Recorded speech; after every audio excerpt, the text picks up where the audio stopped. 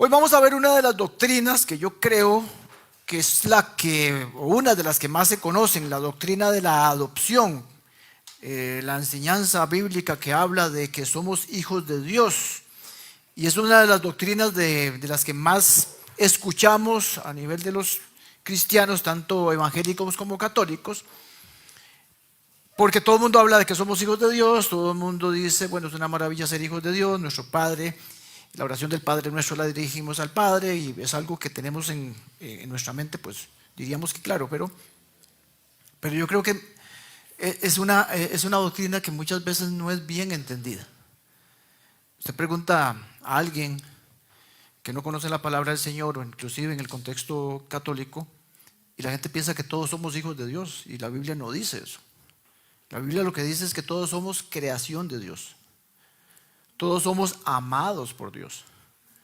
Pero Juan 1:12 dice que solo aquellos que lo hemos recibido como Dios y Salvador de nuestras vidas, somos adoptados como hijos. Y precisamente es lo que hoy vamos a hablar. Porque también, a pesar de que nosotros los evangélicos podríamos decir que tenemos claros el concepto de que somos hijos de Dios, también tenemos o tendemos a malinterpretar esta doctrina. Y si no la malinterpretamos, también nos equivocamos o tenemos una perspectiva incorrecta de lo que representa, significa, lo que implica ser un hijo de Dios. Y de hecho es una de las enseñanzas que se habla mucho en las iglesias evangélicas, pero se enseña poco, a mi concepto. Entonces hoy vamos a ver una doctrina, una enseñanza valiosa para nuestras vidas, porque vamos a ver ciertas perspectivas de lo que significa ser hijos de Dios al final, y también vamos a ver qué es lo que dice Pablo con respecto a la ley y a todo esto que hemos venido conversando del Evangelio, para que el Señor nos instruya, nos corrija, nos enseñe lo que significa ser hijos suyos. Así que, habiendo hecho esta introducción, vamos a ir a la palabra del Señor. Aparecen en las pantallas. Hoy sí puedo decir pantallas porque tenemos dos. Yo no sé por qué siempre he dicho a las pantallas, se me acostumbré seguramente a la iglesia que pertenecía. Vemos en las pantallas, aparecen en el dispositivo, los que me están viendo en la grabación o en el Facebook, dice la palabra del Señor, 7 versículos nada más. Piénsenlo de la siguiente manera: si un padre muere y deja una herencia a sus hijos pequeños, esos niños no están en mejor situación que los esclavos hasta que se hagan mayores de edad, aunque son verdaderos dueños de todas las posesiones de su padre. Tienen que obedecer a sus tutores hasta que cumplan la edad establecida por su padre. Eso mismo sucedía con nosotros antes de que viniera Cristo. Éramos como niños, éramos esclavos de los principios espirituales básicos de este mundo. Verso 4. Sin embargo, cuando se cumplió el tiempo establecido, Dios envió a su Hijo, nacido de una mujer y sujeto a la ley. Dios lo envió para que comprara la libertad de los que éramos esclavos de la ley, a fin de poder adoptarnos como sus propios hijos. Y debido a que somos sus hijos, Dios envió al Espíritu Santo de su Hijo a nuestro corazón, el cual nos impulsa a exclamar: Abba, Padre. Ahora ya no eres un esclavo, sino un hijo de Dios, y como eres su hijo, Dios te ha hecho su heredero. Amén. Señor, nos ponemos en tu presencia nuevamente, bendecimos tu nombre, te damos gracias, Señor, por la oportunidad que tenemos de congregarnos, de estar en tu presencia, de ser expuestos a tu palabra, única, verdadera, de todas las enseñanzas que podemos buscar y encontrar. Te pedimos en el nombre de Jesús que tú nos ayudes, Espíritu Santo de Dios, que habitas en nosotros, que nos ayudes a poder entender esta palabra, a mí transmitirla correctamente, que nos des concentración y dominio propio para podernos centrar en esta enseñanza, Señor. Ayúdanos a disponer nuestro corazón también para que esa semilla que es tu palabra crezca y dé fruto. Ayúdanos, Señor, Espíritu Santo de Dios, a que el dominio propio lo tengamos y el querer como el hacer lo tengamos, Señor, para que podamos aplicar esta palabra, porque es importante escucharla, conocerla, pero más importante, tú nos has dicho que es aplicarla a nuestras vidas. Te pido en el nombre de Jesús a mí que me vistas de blanco nuevamente, Tu misericordia es nueva cada mañana. Recibí misericordia hoy en la mañana, Señor, y por eso me atrevo a predicar tu palabra. En el nombre de Jesús. Amén, amén. El sermón está dividido en 3 partes. Las 2 primeras partes van a ser explicativas con respecto a lo que dice el pasaje: ley, promesa y adopción. Y la última parte va a hablar mucho más de lo que significa ser hijos de Dios y sobre todo las implicaciones. O sea, no solamente qué significa, sino qué conlleva ser un hijo de Dios. Y vamos a ver, como es costumbre en esta serie, hemos dejado las aplicaciones para el final, y así vamos a tener algunas aplicaciones para nuestra vida, para que usted se la lleve para la casa, medite, saque la foto que espero que todo el mundo saque y pueda tener en su cotidiana semana la palabra del Señor que nos tenga que instruir. Primer punto, el sermón está dividido en 3, vamos con el primero. ¿Cuál es la condición del ser humano antes de que Cristo viniera, antes de que la promesa fuera entregada? La condición del ser humano bajo la ley, ¿cuál era? Una condición de esclavitud. Pablo usa una ilustración preciosa, fantástica, increíble, genial, ¿verdad? Es que es impresionante cómo el Espíritu Santo lo iluminaba y lo usaba tanto para explicar lo que significaba la ley. Y esto lo vamos a amarrar con lo que vimos la semana pasada. Y ahora les voy a ir explicando conforme vamos leyendo. Él nos habla de un padre que recibe una herencia, un padre que da una herencia a sus hijos. Y en la ilustración habla de varias cosas, y esto es lo que vamos a ver en esas frases o palabras que usa Pablo. La primera que podemos ver en el verso 1 dice: y los hijos no están en mejor situación que los esclavos. Pablo está hablando de que, supóngase que un padre muere y deja una herencia a sus hijos. Esos niños están en mejor situación que los esclavos. O sea, el dueño, imagínense un propietario de una gran cantidad de tierra, con una gran casa y con muchos siervos, esclavos de todo tipo, producciones grandes que pueda tener, no sé qué cosas, imagínenselo. Sus hijos son los herederos de ese papá que tiene buena plata, pero la palabra del Señor dice, pero no tiene ninguna situación mejor que un esclavo. ¿Cómo es que los niños o los hijos del dueño no pueden tener una posición mejor que la de los esclavos? Tenemos que irnos al contexto cultural para poder interpretar correctamente ese pasaje, o estos primeros 3 versículos. En la cultura griega y romana, inclusive en la judía, que estaba impregnada de matices de Roma, había una costumbre o una regla, una ley no escrita, que el padre determinaba en qué momento esa persona era adulta. Si no llegaba a ser adulto o considerado adulto, él no podía disfrutar absolutamente de nada, ni siquiera tenía derechos legales, no tenía derecho a disfrutar de una herencia, inclusive no tenía ni siquiera la libertad de tomar decisiones o de comportarse de cierta forma diferente a la de un siervo.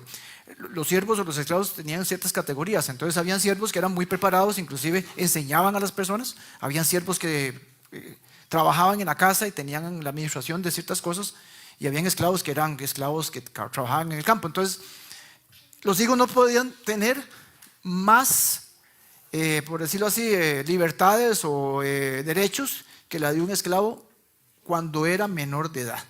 Tenían que obedecer y someterse a sus padres, y el padre lo veía al nivel de un esclavo, básicamente. Entonces, ¿qué pasaba con lo que hace Pablo? Lo que dice Pablo, y si se muere papá, ¿qué pasaba? Bueno, ellos quedaban a cargo de tutores y seguían teniendo un rango menor que el de un esclavo, de los instruidos, de los que estaban ahí en la casa. Entonces esos chicos tenían que someterse a los tutores y obedecer todo. Entonces, si lo vemos así, para poner un poquito más en perspectiva el ejemplo de Pablo, lo que dice es, ese chico era hijo del dueño, sí. ¿Tenía asegurada la herencia? Sí. en algún momento iba a ser dueño de ese esclavo que en estos momentos tenía un nivel igual o superior, sí. Iba a darle órdenes a ese montón de tutores que tenía ahí entre su personal, sí, pero no podía recibir la herencia. ¿Y por qué no la podía recibir? Porque todavía no era adulto. O sea, el niño estaba destinado a ser heredero, pero no lo era todavía porque no llegaba el tiempo. Lo interesante de esto, porque eso le digo que es genial, ¿verdad? La ilustración que Pablo hace. Lo interesante de esto es que, vamos a ver, no había edad en específico para ser una persona adulta. O sea, no era que todos los de 18 como nosotros, ¿verdad? Que son adultos, no. El que decía si ese hijo era adulto o no, era el papá. Entonces el papá decía, bueno, en mi familia, los míos van a ser a los 22, pero yo puedo determinar que a los 17 este muchacho lo veo maduro y puede ser un adulto, y este otro no lo veo maduro, entonces se quedará hasta los 30, los 25, no sé. El tema es que un hijo era adulto hasta que el papá pensaba que estaba listo. Por eso el versículo 2 dice, hasta que se cumpla. Verso 2 dice, tiene que obedecer a sus tutores hasta que se cumpla la edad establecida. ¿Por quién? Por su padre. Entonces, si eso no ocurría, entonces igual al mismo nivel de los esclavos, aunque tuviera edad madura. Pero el papá decía, vea, yo no creo que usted todavía sea un adulto. Esta ilustración nos ayuda a entender muchas cosas de esta verdad, porque en la ilustración Israel es representada por esos hijos. Dios es ese padre y los tutores es la ley. Recuerda que la semana pasada hablábamos que la ley era como un tutor, como un ayo. Eso es precisamente lo que estaba hablando Pablo. Entonces Pablo nos está diciendo, vea, antes de que Cristo viniera, ustedes eran esclavos y tenían que obedecer, tenían que hacer todo, como un esclavo que se le dice qué hacer, qué no hacer, cuándo hacer, cómo hacerlo, qué no hacer y qué sí hacer. Nosotros éramos como esos. La ley nos decía lo que teníamos que hacer. Y teníamos tutores, que la ley era nuestro tutor, recuerde lo que prediqué la semana pasada, que nos daba y nos encaminaba y nos decía cuál era el camino. Y el padre tenía la potestad, la soberanía de decir en qué momento se cumplía la promesa de herencia. Como Dios tiene toda autoridad para determinar cuándo era el tiempo de que llegara el Mesías, y ellos, representados en nosotros, el pueblo de Israel, quedaba liberado de la ley, ya no era esclavo, ya no necesitaba tutores y tenía herencia y tenía los beneficios de un hijo de Dios. Entonces, antes de Cristo, los hijos eran, o el pueblo de Israel era como aquellos esclavos, como aquellos niños que eran rango de esclavos, que se les decía qué hacer y que no podían disfrutar de la herencia porque no había llegado Cristo. Esa es, digamos, la explicación. Entonces, resumiendo, tratando de resumir, porque intenté explicar lo más claramente posible, pero hago un resumen al final. Básicamente, bajo la ley estábamos limitados. El pueblo de Israel estaba limitado. Hablo de estábamos porque el ser humano estaba limitado. No podía recibir la herencia que es Cristo Jesús.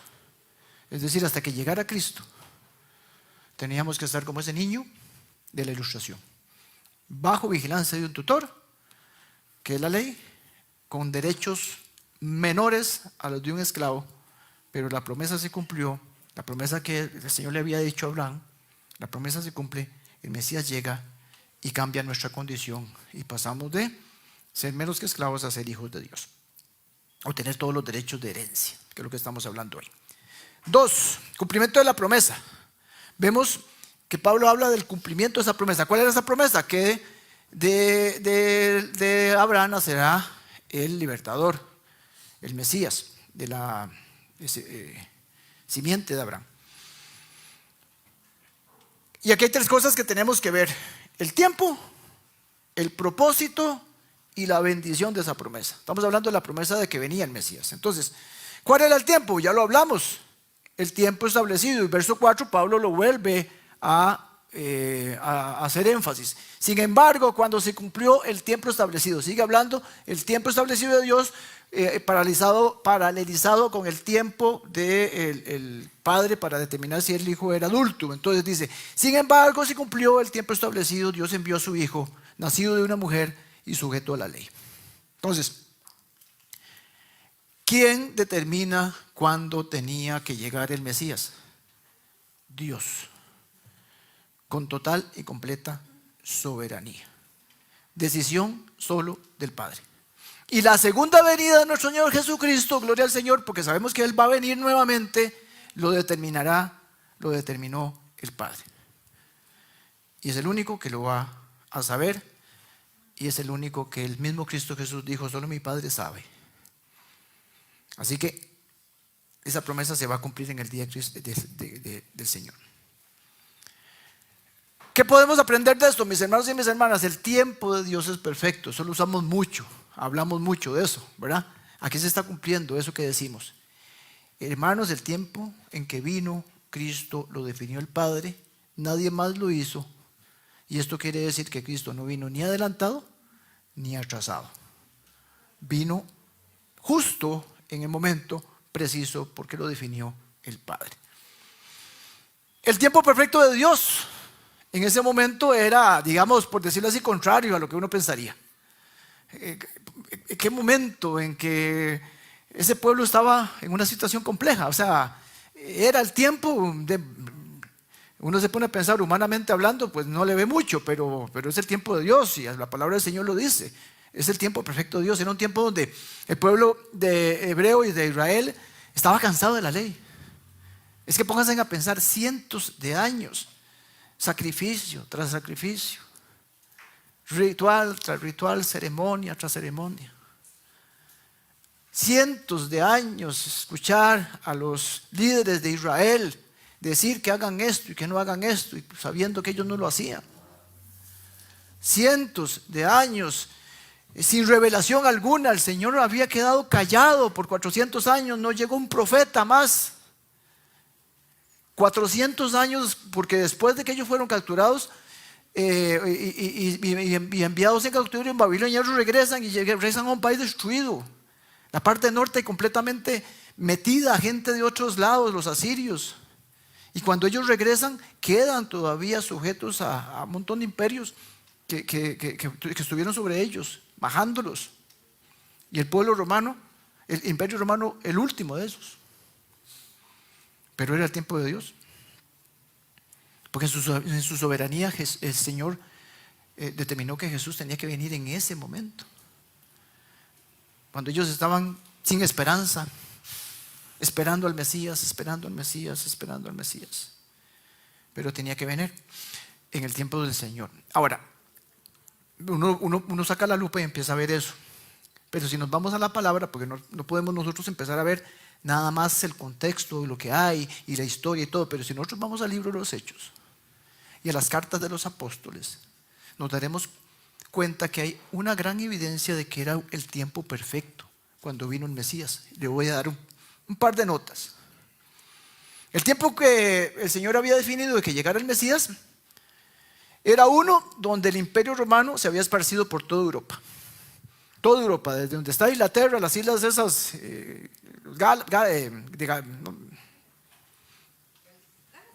Galicia, ¿no? Toda esa parte, España, Portugal, toda Europa, Mediterráneo, Italia por supuesto, Turquía, donde está toda esa parte que se llama Asia Menor, y el Oriente, especialmente donde estaban los israelitas. Carreteras, las mejores de muchos años. Puentes enormes y súper duraderos que todavía hay. Acueductos, para que se pudieran desarrollar las ciudades. Medios de transporte de todo tipo. Barcos para trasladar personas. Puertos adecuados. Ciudades creciendo en los puertos. Y viene el idioma universal que era el griego y se establece por todo el imperio. De hecho, los estudiosos dicen que en Galilea se hablaba buen griego y que Jesús podría Todo hace pensar que Jesús tenía buen dominio del griego. ¿Qué pasa con eso? Eso se junta. Y cuando nosotros vemos el Evangelio siendo llevado a través de esos medios. Carreteras, puertos, barcos e idioma. Porque el Nuevo Testamento fue escrito en griego. Era el tiempo perfecto para que llegara el Mesías. Porque ellos decían, bueno, es para nosotros. No.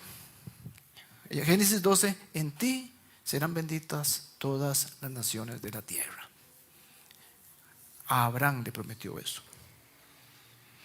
Verso 4, vamos a repasar un par de versículos, un par de frases rápidamente, pero no las quiero dejar sin ver. Dice, Dios envió a su hijo nacido de una mujer. Frase importante, ¿verdad? Pues no está de adorno, eso que dice Pablo. Tenía que nacer de una mujer, ¿por qué? Porque él se tenía que hacer hombre. O sea, el sacrificio del cordero perfecto tenía que ser un sacrificio de un cordero en perfección. Pero siendo 100% Dios, sí, pero siendo 100% hombre, para que se pudiera cumplir la ley, porque él venía a cumplir la ley. La ley, digamos, lo calificó, lo avaló para ser el cordero perfecto. Por eso es que dice que Dios nació de una mujer y sujeto a la ley. ¿Por qué? Porque el que tenía que cumplir a perfección la ley, tenía que morir sobre el castigo y hacer un traslado, por decirlo así, de nosotros, de nuestros pecados y él de su santidad. Entonces, a la cruz debía ir ese cordero perfecto, sin mancha, es decir, un hombre que hubiera cumplido todo bien. Hablamos la semana pasada, ¿qué determinaba que era pecado y que no era pecado? La ley. Entonces Cristo vino a cumplir 100% la ley, siendo hombre, no siendo Dios. Bueno, siendo Dios, evidentemente, pero cumpliéndolo con un limitante de hombre. Entonces, como Él nos iba a representar en la cruz, tenía que ser como nosotros, seres humanos, experimentando todo lo que usted y yo experimentamos. 100% hombre y 100% Dios. Porque tenía que sustituir al ser humano en la cruz, debía ser perfecto y sin pecado. Si vamos a Génesis 3:5, inmediatamente desde que el hombre cae en pecado, el Señor los expulsa del Edén y habla con la serpiente que representa al Satanás y le dice, Satanás, vea, de un simiente, de un descendiente de esta mujer, él te aplastará la cabeza. ¿Y esa simiente cuál es? El nacido de una mujer hace 2000 y pico de años llamada María. Ese simiente tenía que nacer de esa mujer y se estaba cumpliendo esa profecía también. Sujeto a la ley, ya lo dije, no es una frase bonita ni simbólica. Él nació bajo la ley porque tenía que cumplir la ley. El cumplimiento perfecto de la ley por parte del Señor lo avala. Ni un solo pecado, 100% cumplida la ley a cabalidad, todos los mandatos, y de esta forma pudiera ofrecerse como cordero perfecto para el perdón de los pecados. Entonces de esa manera Pablo nos dice en el punto 2 que no solamente nos revela que Cristo vino a cumplir la promesa, sino que nos está diciendo para qué vino y cómo vino, ¿verdad? Bien. El siguiente punto es el propósito de la redención. Si nosotros notamos en el versículo 5, que es una palabra que es interesante y la vamos a amarrar con la que sigue, que es el siguiente punto, el propósito. Parece que son dos cosas diferentes. Perdón, parece que son lo mismo, pero son cosas diferentes. Una cosa es el propósito es la redención. Vea, Dios, versículo 5, Dios lo envió ¿para qué? Propósito. Dios lo envió, antes de esta, nos adelantamos, ¿para qué? ¿Para qué? Para que comprara nuestra libertad. Nosotros lo conocemos generalmente para redención nuestra, para que fuéramos redimidos los que éramos esclavos. Que esto es un concepto también de la época. Lo que pasa es que esta versión, que es nuestra traducción viviente, lo traduce un poco más claro, pero realmente es la redención. En la palabra griega original es que pagara y fuéramos redimidos. Entonces, esto se refiere a que los esclavos en la época, para poder ser liberados, tenían un precio que pagar. Entonces alguien los tenía que redimir. Alguien tenía que pagar el dinero para que él se considerara libre. Si nadie pagaba por él, él se quedaba siendo esclavo. ¿Okay? A veces el dueño pues redimía, entonces váyase, ya está libre. Pero si no había alguien que pagara, no era liberado. Entonces, la palabra redimir se puede utilizar, por ejemplo, cuando usted va y empeña algo en una casa de empeños. Ahora que no tengamos que empeñar nunca, pero si alguien empeña algo y usted lo deja ahí, después de semanas usted va y para poderlo redimir, para poderlo sacar de ahí, usted paga, si no, no lo puede sacar. Entonces, el Señor paga nuestra libertad, porque si Él no paga, nosotros nos mantendríamos siendo esclavos del pecado. Entonces, ¿qué es lo que hace? Él viene a pagar para que nosotros seamos libres. La ley, entonces, nos esclavizaba porque no podíamos cumplirla, pero Él viene a pagar y nosotros somos libres. Esa condición de poder salir de la esclavitud.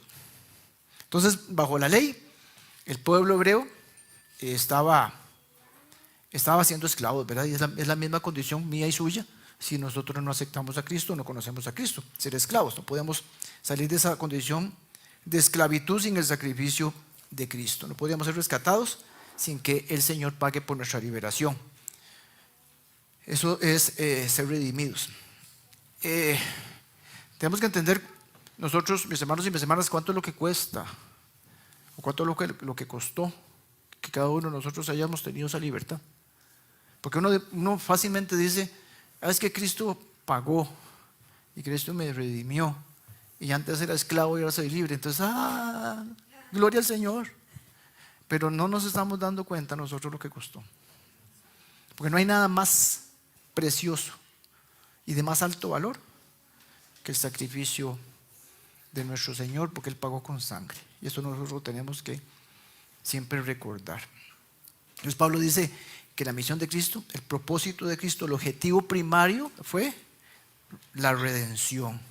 Pagar, y tuvo que pagar el precio más alto. Bien, lo otro que sigue, ya vimos entonces, el tiempo, el de Dios, el propósito, la redención, y la bendición final, el fin último, la adopción. Y ese es el tema del día de hoy. No se asusten que estamos entrando apenas en materia, pero no se asusten porque ya vamos para arriba de la mitad del sermón. Dios envió para que comprara la libertad de los que éramos esclavos de la ley, ¿a fin de qué? Vea qué interesante. Para darnos libertad, a fin de adoptarnos. Entonces, tal vez podemos repasar, yo sé que la mayoría de nosotros lo conocemos, pero para repasar, el Señor no solamente tuvo un hijo natural, por decirlo así, Cristo Jesús. ¿Qué éramos el resto? ¿Qué dice la Biblia? ¿Qué éramos antes de ser hijos de Dios? ¿Esclavos? ¿Qué más éramos? ¿Quién se acuerda? ¿Qué éramos? Pecadores, ¿qué más? Creación de Dios, ¿qué más? Eso para ponernos en concepto que éramos, ¿verdad? Y ahora ¿qué somos? Enemigos de Dios. Enemigos de Dios. Eso es lo que dice la palabra del Señor. Romanos 5:10 dice, cuando todavía éramos enemigos, fuimos reconciliados mediante la muerte de su Hijo. ¿Por qué enemigos? Porque estábamos en primer lugar en pecado, en contra de Dios. Nos creemos nosotros más que Dios porque queremos andar solos. Creemos que no necesitamos Dios. Me va a decir que eso no es ser enemigo de Dios, ir contrario a sus mandamientos. Nos rehusamos a estar en su presencia. Ve, una persona que no es cristiana se rehúsa a entrar por una puerta de iglesia. Se rehúsa a ir a orar. Se rehúsa a ir a buscar su palabra.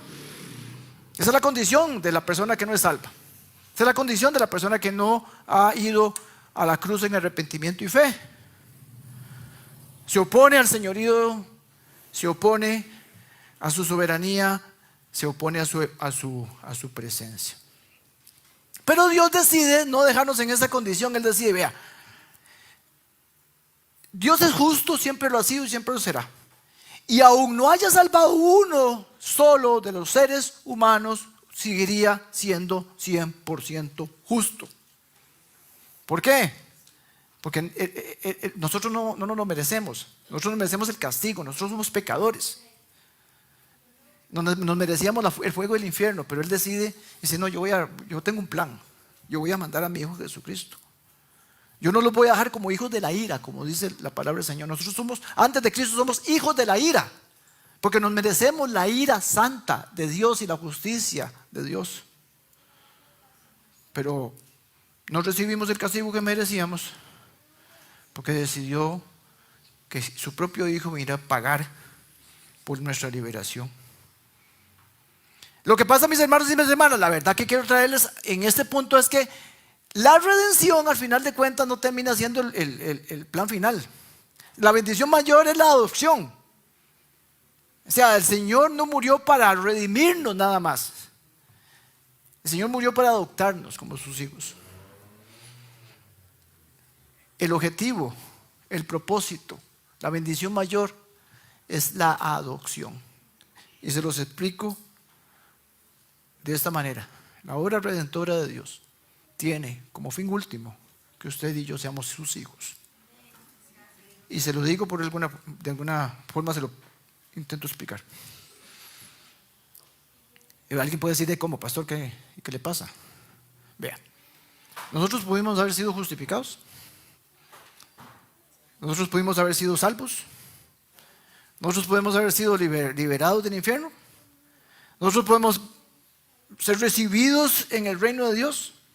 Nosotros podemos estar en la presencia del Señor eternamente sin ser hijos. Y el Señor hubiera dicho, vea, yo lo perdono, yo lo redimo, yo le hago una morada, yo lo salvo, yo le evito el castigo del infierno. Pero ya. Pero Él no se quedó ahí. Él dice, y no solo eso, yo lo voy a adoptar como mi hijo. Y por eso es que la adopción está sobre la redención, porque es el plan final del Señor. Y eso en las iglesias no se enseña. Pues son conceptos que generalmente nos parecen raros, pero si lo analizamos bien, nos damos cuenta de eso. Dios quiere que usted sea hijo, hija de Él, no solamente salvarte. Bien, estos primeros 5 versículos vimos que antes de Cristo éramos esclavos, pero en el tiempo perfecto de Dios, Él envía a su Hijo Jesucristo para redimirnos, para que de esa forma nosotros finalmente, el Señor cumpla su plan y seamos adoptados como sus hijos. El resto del mensaje lo voy a invertir el resto del tiempo, de aquí a las 9:30, en las implicaciones de ser hijos de Dios. Versos 6 y 7, y voy a apoyarme con un pasaje paralelo porque habla de todo, pero amplía. Habla de lo mismo que está hablando en Gálatas, es Romanos 8, y me ayuda a explicar y ustedes espero entender las implicaciones, las bendiciones, los beneficios de ser hijo de Dios. 6 y 7 dice, y debido a que somos hijos de Dios, porque somos hijos de Dios, vea qué interesante, ¿verdad? Somos redimidos, o Cristo es enviado para la redención, de manera tal que eso permita que seamos hijos de Dios. Y como somos hijos de Dios, el Señor nos da el Espíritu Santo. Va como por escalas, ¿verdad? Entonces, porque somos hijos de Dios, tenemos el Espíritu Santo, no al revés. No al revés, ¿verdad? Porque tenemos el Espíritu Santo, somos hijos de Dios. No, el Señor dice, somos mis hijos y tome el Espíritu Santo. Porque nosotros cuando nosotros aceptamos a Cristo como Dios y Salvador de nuestras vidas, no tenemos que hacer nada porque es por gracia. Entonces nosotros hacemos así, aceptamos a Cristo, ya somos parte de su familia.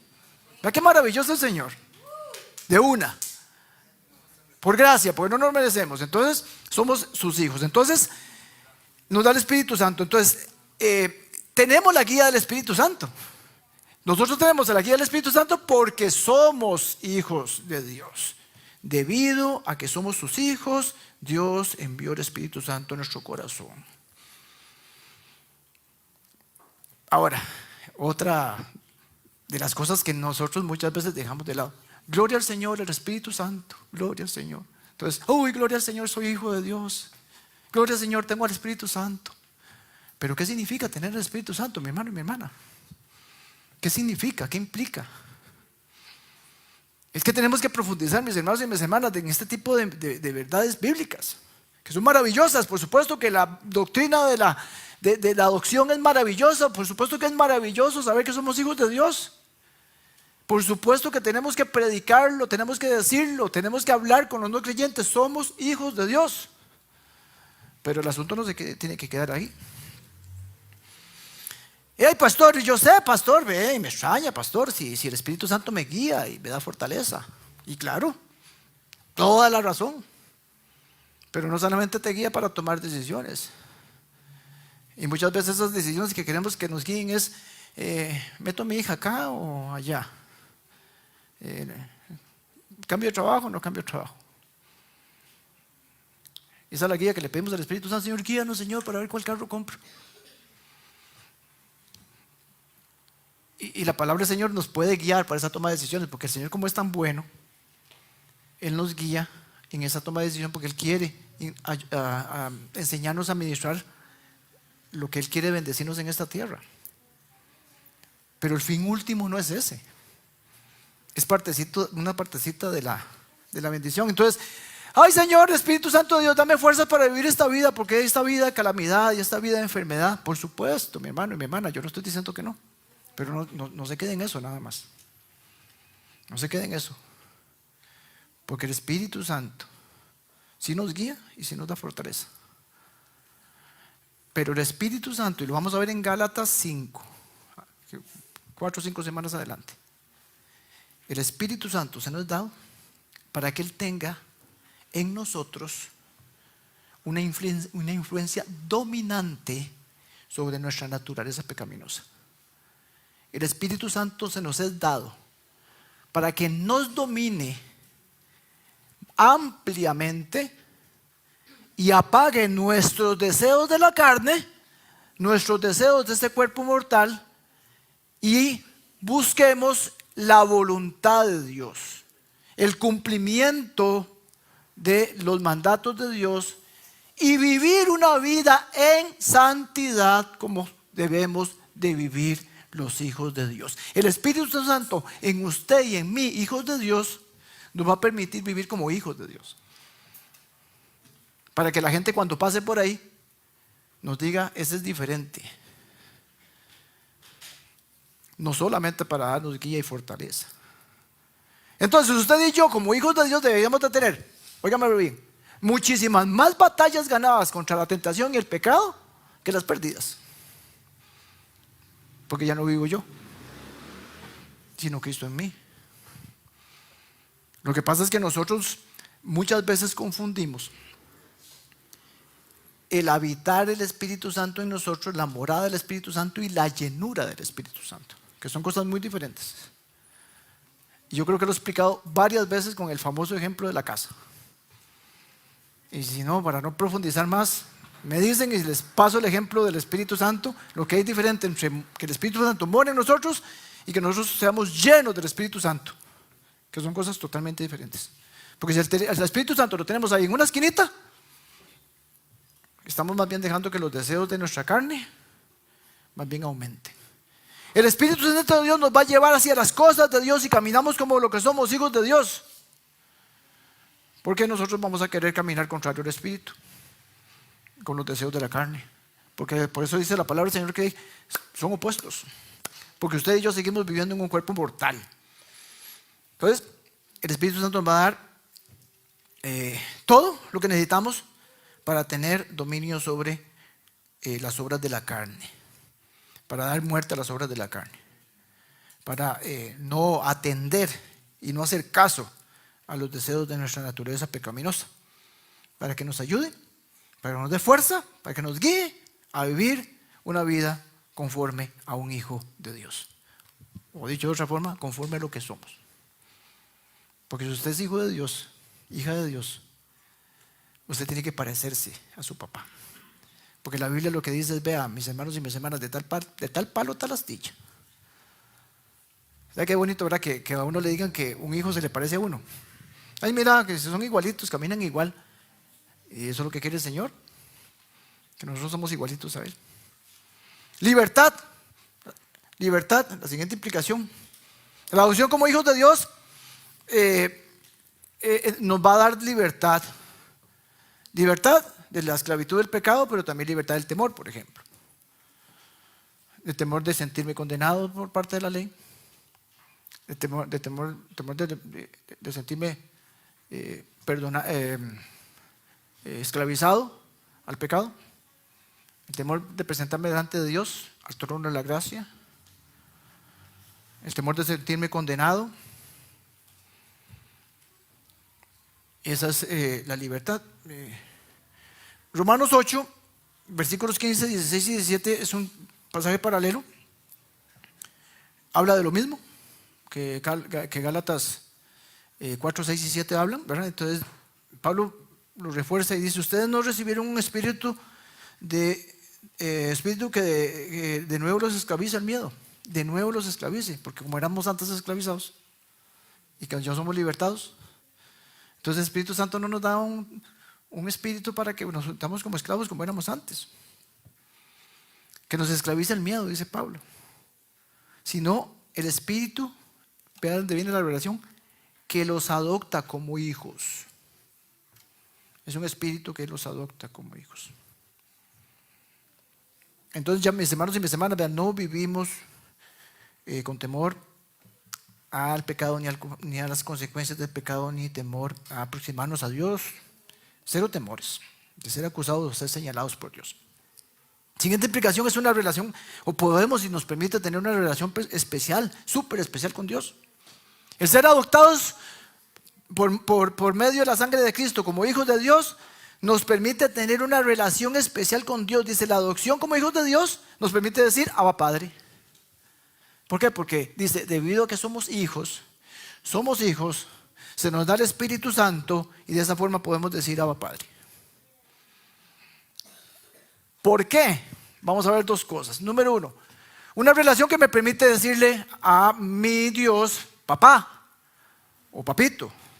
Un término de confianza, un término de cariño, un término de mi hijo pequeñito se puede acercar confiadamente. Yo sé que cualquiera de los chicos que está sentados allá viene, por ejemplo, Vicky viene donde Gilbert y ella no se va a acercar así con temor.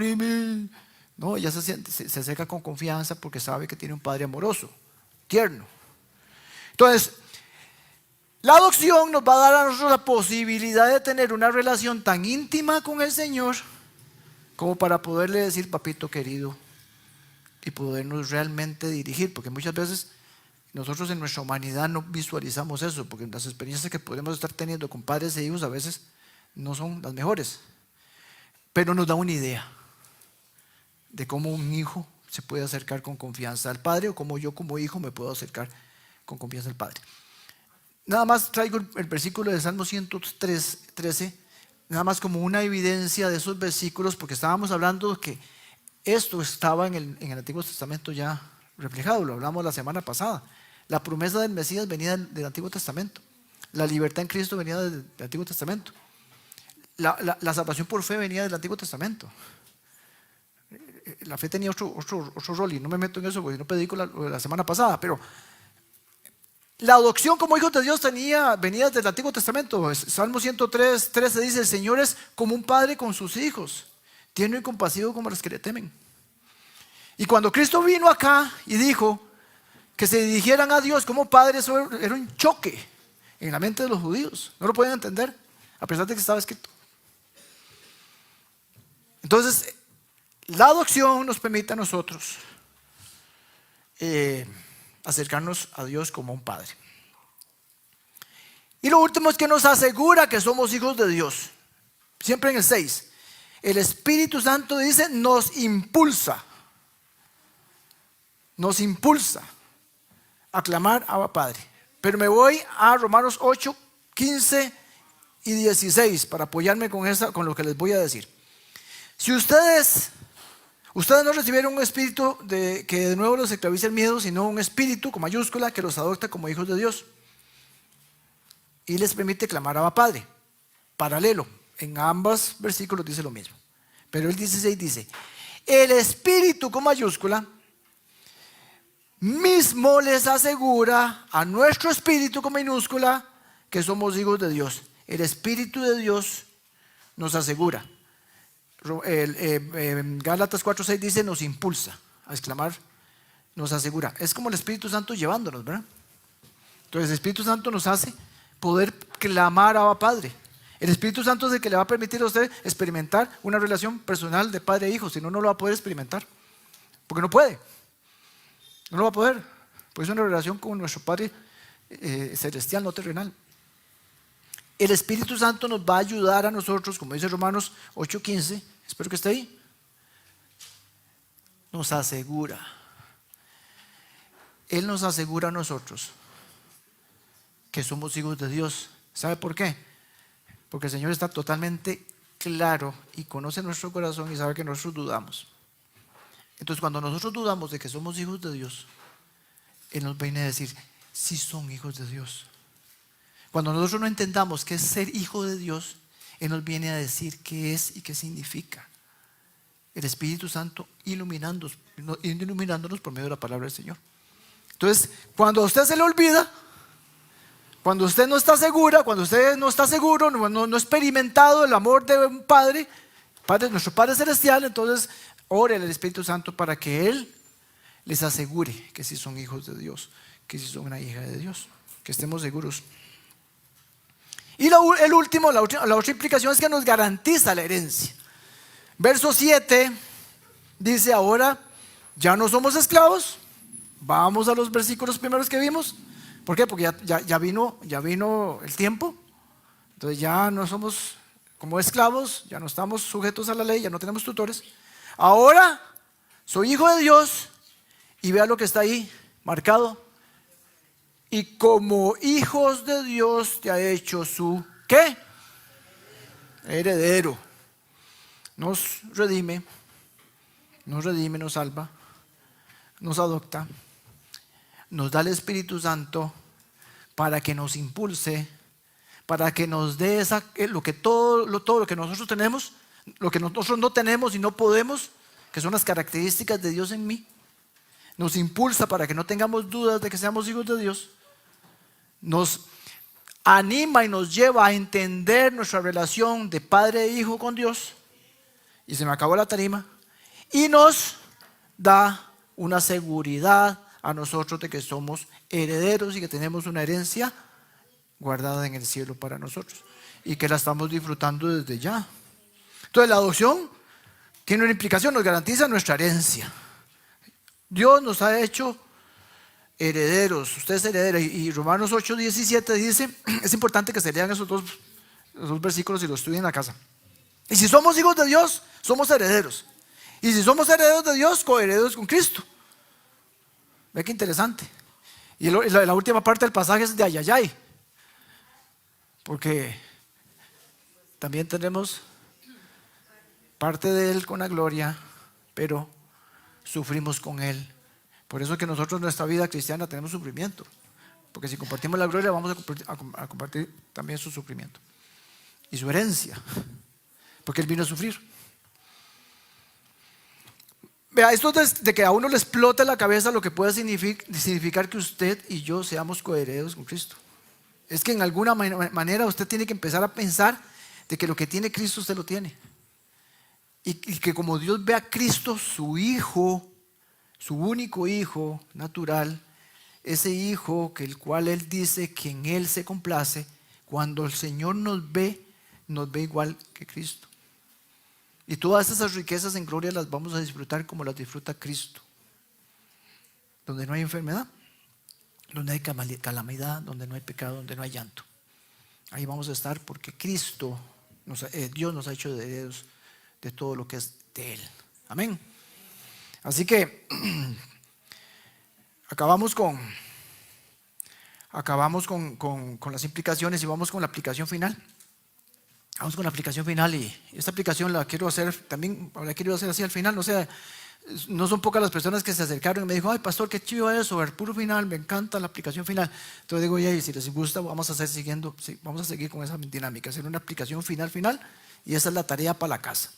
Así que los que quieren sacar la foto, sáquenla porque de ahí estás de allá, ¿qué le puedo decir?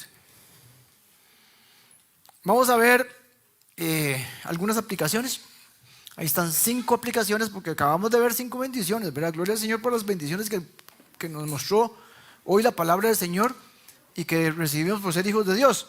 Pero vamos a las aplicaciones, porque yo lo que les vengo diciendo, o lo que les he tratado de manifestar, es que si nosotros somos hijos de Dios y tenemos una serie de bendiciones, no nos podemos quedar solo con las bendiciones.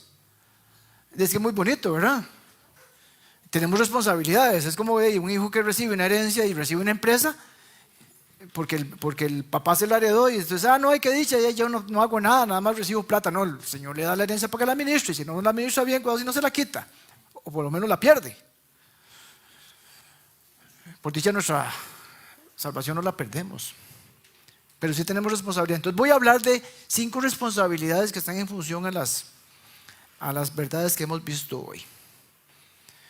Yo lo que digo ahí es, la aplicación final es, si eres hijo de Dios, como lo eres,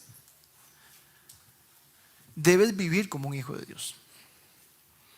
Viva como un hijo de Dios. Porque yo los quiero animar para que salgamos de este salón y en el transcurso de la semana, cada uno de nosotros entendiendo de mejor manera las implicaciones que la palabra del Señor dice sobre los hijos de Dios y lo que significa, vivamos conforme a eso que hemos aprendido. Que entendamos que nosotros salimos de ahí para afuera y vamos a exhibir delante de todos el carácter de nuestro Padre. Yo no sé cómo los pueden ver a mis hijos en la universidad. Mis 3 hijos, mis primeros 3 hijos varones, estudiaron en la Universidad de Costa Rica. Un ambiente tremendo, pero tremendo. Y la luz de Cristo brilló en la vida de mis 3 hijos, por gracia. Yo quisiera eso. Como padre me siento muy agradecido con el Señor porque me permite eso, porque no se amoldaron al ambiente de la universidad. Al contrario, yo me puedo imaginar a Natalia en el tecnológico, como ella puede expresar esa gratitud por ser hija de Dios, para que todo el mundo vea la luz de Cristo en ella. Es exactamente eso. O sea, nosotros somos portadores del Espíritu Santo, mi hermano. Nosotros somos hijos suyos y tenemos que comportarnos afuera como hijos suyos. No nos podemos comportar como si fuéramos enemigos de Dios. No podemos comportarnos como hijos de la ira de Dios. Tiene que ver en nosotros la luz de Cristo,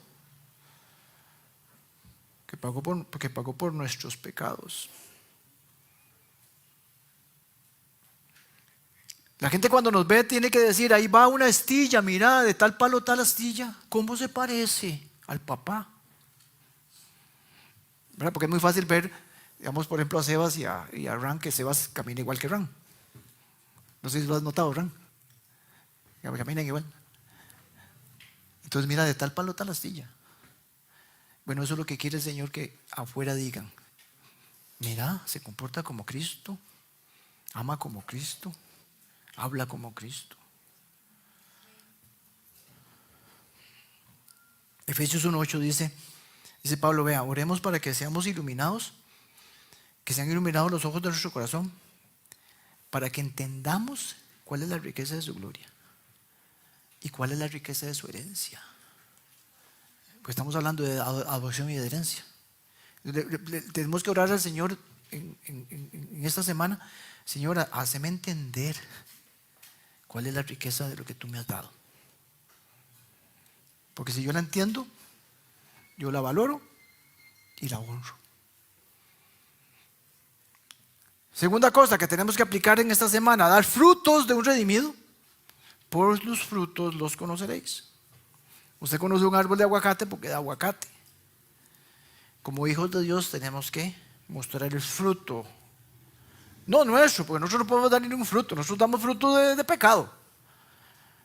Pero el Espíritu Santo está en nosotros y el Señor dice que el Espíritu Santo produce en nosotros el fruto. Y lo vamos a ver en Gálatas 5:22.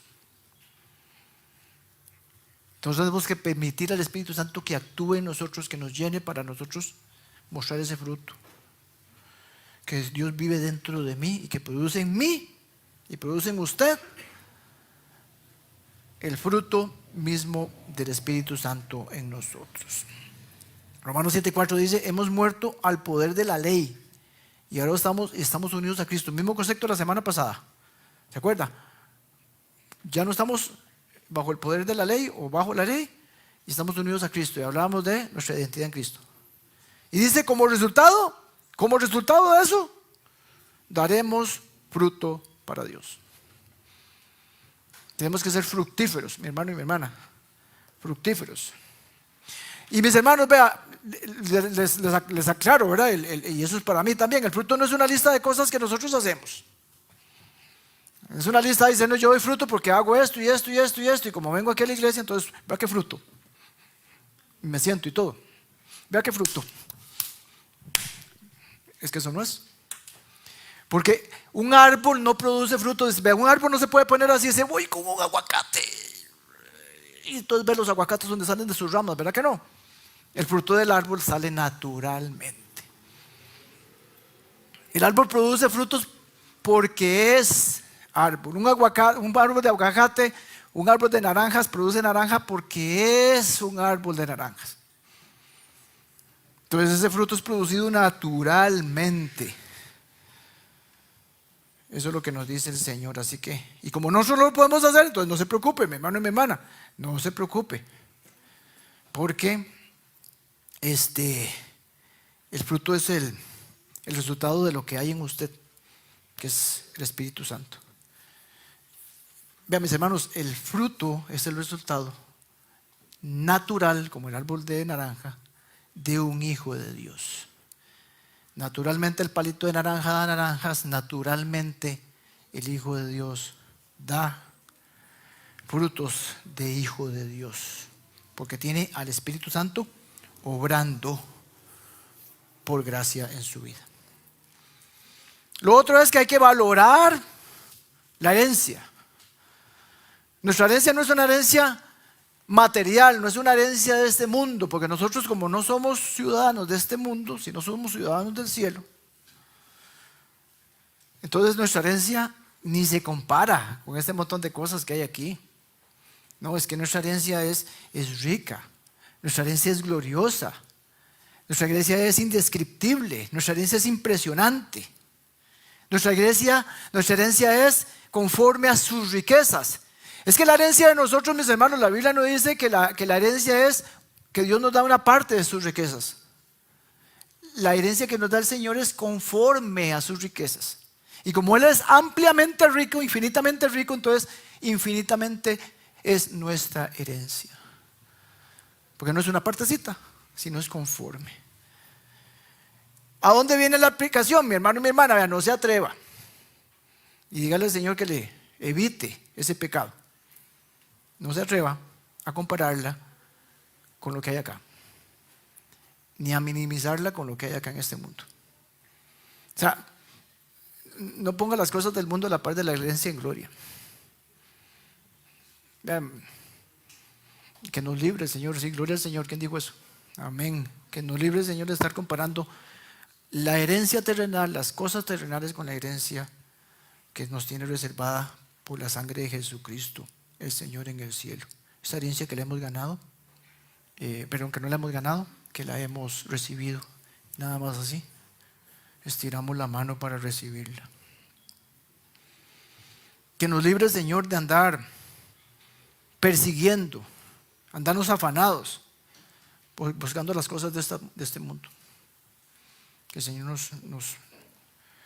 que el Espíritu Santo nos ayude a que no sea así. 1 Pedro 1:4 dice: Dios te ha hecho nacer de nuevo mediante la resurrección de Jesucristo de entre los muertos. Dice que nos ha resucitado para que tengamos una esperanza viva. Una esperanza viva.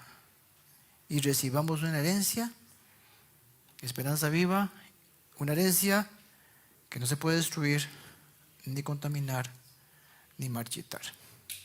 Por lo tanto, usted y yo debemos de apartar nuestra vista, nuestros afanes, nuestro foco en aquello de esta tierra, porque eso se destruye, se contamina y se marchita. El Hijo de Dios busca las cosas del reino de Dios. El Hijo de Dios ora al Padre y le dice: Señor, yo te busco porque sé que lo demás es añadido, porque te tengo que buscar aquí. Lo siguiente es: no te dejes engañar. ¿Se acuerda que en el primer capítulo, esos Gálatas, en el primero y en el segundo, Pablo les decía: Gálatas tontos, ¿quién los ha engañado? ¿Quién los ha hechizado? Ay, sí quedaba. Yo me imagino a los Gálatas, y entonces Pablo decía: mensos, brutos. Entonces nosotros no nos dejemos de engañar. Se dejaron engañar por una falsa doctrina, se dejaron engañar por esos judaizantes. Se dejaron engañar a pesar de que tenían claro de qué significaba el evangelio puro de la gracia de Dios. Entonces no se deje engañar por Satanás, porque la estrategia de Satanás es decirle que usted no es hijo de Dios. La estrategia de Satanás es decirle que usted no tiene herencia.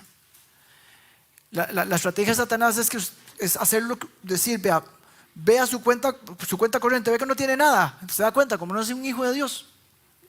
Eso es lo que Satanás va a querer que usted crea. No se deje engañar. Si nosotros entendiéramos, mis hermanos y mis hermanas, realmente lo que significa ser parte de la familia de Dios y ser un hijo de Dios, ya no tendríamos ni la más mínima duda de que nuestra identidad en Cristo no es de este mundo, ni tiene que ver nada con su cuenta bancaria ni su trabajo.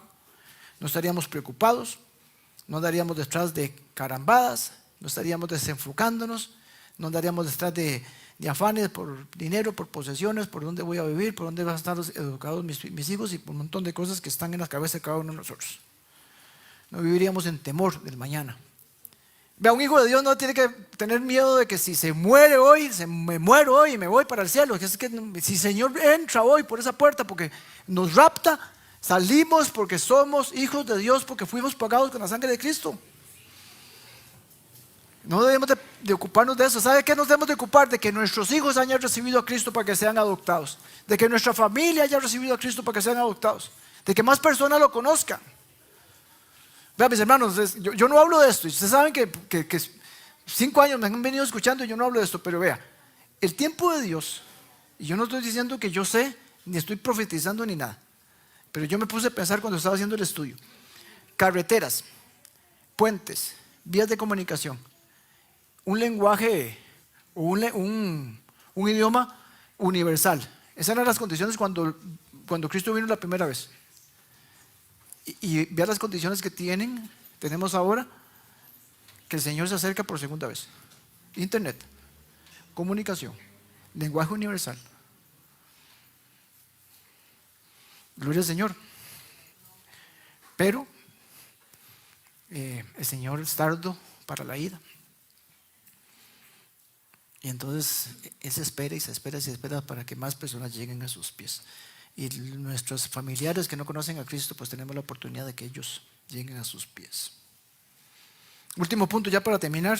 Como veo que es temprano, entonces sigo tirada. No nos olvidemos de que todo es por gracia. Y hemos dicho que esas predicaciones, ¿verdad?, como que llevan a un versículo principal. Y llegan a un versículo principal. Y esta vez, yo no sé si es que mi cerebro está en ese modo, ¿verdad? Entonces yo estoy viendo las predicaciones y vengo con esa estructura, pero vengo y descubro que hay un versículo principal o 2 versículos principales que nos tienen que llevar a toda esta verdad. Entonces nos vamos a devolver al 4. No tenemos que olvidar que todo es por gracia de Dios. ¿Por qué? Porque no nos merecemos ser hijos de Dios, no nos merecemos la redención, no merecemos herencia, no merecemos absolutamente nada, porque todo viene por gracia. Pero mis hermanos, vean, por gracia Dios envió a su Hijo. Por gracia pagó por su libertad. Por gracia nos libertó de la esclavitud. Por gracia se encarnó de una mujer. Por gracia vino acá siendo hombre a cumplir toda la ley. Por gracia nos adoptó como sus propios hijos. Es por gracia que tenemos una herencia.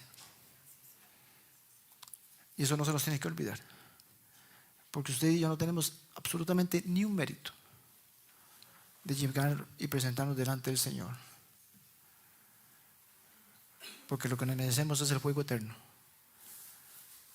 Pero en el tiempo perfecto del Señor envió a Emmanuel, Dios con nosotros. Y no le bastó con eso. Murió en una cruz, nos salvó. Y nos dijo, cuando yo me vaya, yo les voy a dejar uno que habite en ustedes. Y que va a tener la misma santidad, el mismo poder, el mismo amor, el mismo propósito que yo que estuve con ustedes acá. Hasta que vuelva por ustedes, por mi iglesia. Por esa novia. Esa novia para la cual he pagado con mi sangre y con mi vida. Nos ponemos de pie, mis hermanos.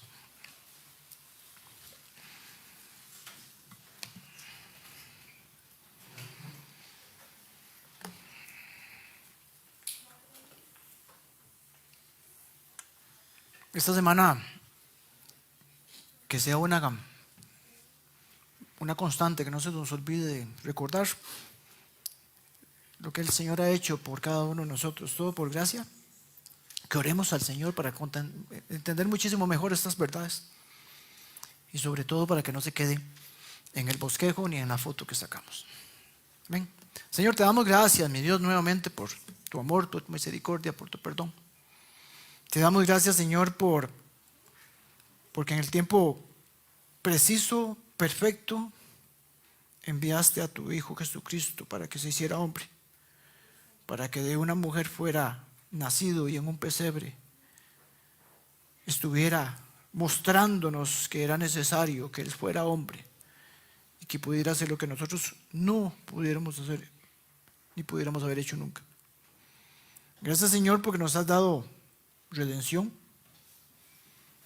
nos has hecho tus hijos y nos has dado el Espíritu Santo que nos liberta, el Espíritu Santo que nos permite llamarte papito,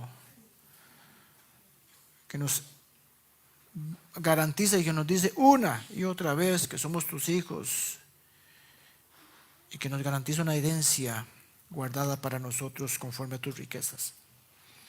Que lo podamos dimensionar, que lo podamos entender, que lo podamos valorar, Señor, te lo pedimos en el nombre de Jesús. Y también que lo podamos vivir, Señor, porque cuando salgamos ahí queremos ser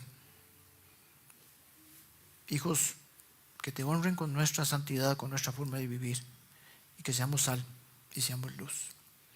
Yo te pido, Señor, en el nombre de Jesús, que tú bendigas a esta tu iglesia. Yo los bendigo en el nombre de Jesús y te pido, Señor, para ellos y para nosotros también, para mi esposa, para mis hijos, que tú nos llenes de toda bendición conforme a tus riquezas en gloria también, Señor, y que nos muestres siempre el camino que tenemos que seguir, y que nos instruyas y que nos corrijas y que nos hables, Señor, fuertemente cuando estamos haciéndolo mal. Te pido, Señor, en el nombre de Jesús, que nos permite ser dignos portadores de tu Espíritu, ese Espíritu que nos va a dar valentía para llamar a otros a que vayan a tus pies, Señor, en arrepentimiento y en fe. Te oro, Señor, en el poderoso nombre de Jesucristo, nuestro Rey. Amén, amén, amén, amén.